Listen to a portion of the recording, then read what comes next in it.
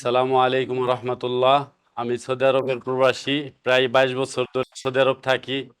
আমি ওয়েল্ডিং এর কাজ করি। 3 বছর আগে থেকে ওই ইমব্যালেন্স তৈরি হয়েছে মাজায় কোমরে ব্যথা। আমার এই ডান পায়ে ব্যথায় কোমর থেকে, এখান থেকে শুরু, এদিকে নামতে নামতে পায়ের পাতা ওই মনে করেন অনেক জিনজিন করে। এভাবে হাঁটলে আমার এক পা নিচু এক পা উঁচু ইনব্যালেন্স তৈরি হয়েছিল। সৌদি আরব চিকিৎসা নিছি, ওইখানে আমার বেশি একটা ভালো লাগে নাই।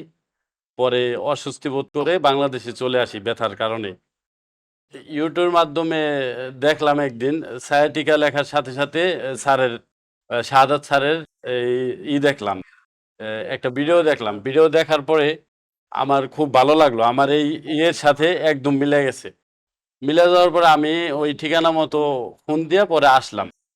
আসার পরে স্যারে আমারে বলল, আপনার 7 দিনের জায়গায় থাইকে যদি চিকিৎসা করেন, 6 দিন দিছি। দেওয়ার পরে এখনো আমি খুব ভালো অনুভব করতেছি।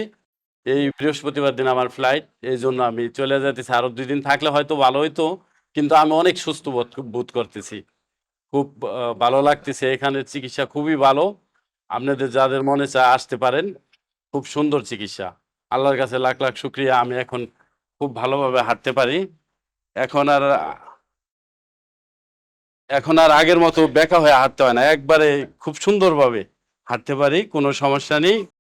আমি সামনেও ঝুঁকা পারি, আগে রুকু দিতে পারতাম না, নামাজ পড়তে পারতাম না, এখন পিছেও ঝুঁকতে পারি, কোনো সমস্যা নেই। আগে এরকম আছিল, হাঁটতাম এভাবে, কিন্তু এখন পুরা স্টেক আছে আলহামদুলিল্লাহ, আল্লাহর কাছে লাখ লাখ শুক্রিয়া।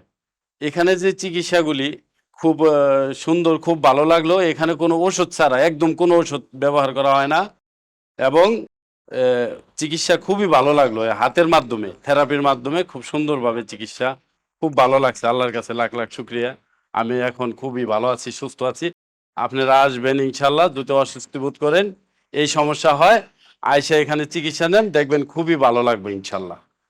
ব্যথার চিকিৎসা মানে আমরা সাধারণত ওষুধের কথা বুঝি, কিন্তু যেটা মেকানিক্যাল পেন, মাংসপেশি, টেন্ডল, লিগামেন্ট, নার্ভ, ডিস্কের সমস্যা, হাতে বা পায়ের যে ঝিনঝিন ভারবার অবশ্যবশ, এই ব্যথাগুলো সাধারণত অনেক ক্ষেত্রে ওষুধে থেমে থাকে, যার ফলে রোগীরা বলে ওষুধ খেলে ভালো থাকে, ওষুধ বন্ধ করলে আবার আসে।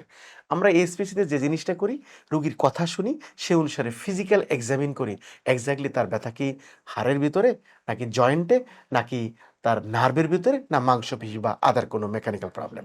সেই অনুসারে আমরা অ্যাসেসমেন্ট করে তার একটা ট্রিটমেন্ট প্ল্যান করি, যেটা কিনা এটাকে আমরা বলি SDM technique, structural diagnosis and management, যেটা সম্পূর্ণ আমরা এক্সারসাইজ থেরাপির মাধ্যমে রোগীকে ভালো করতেছি।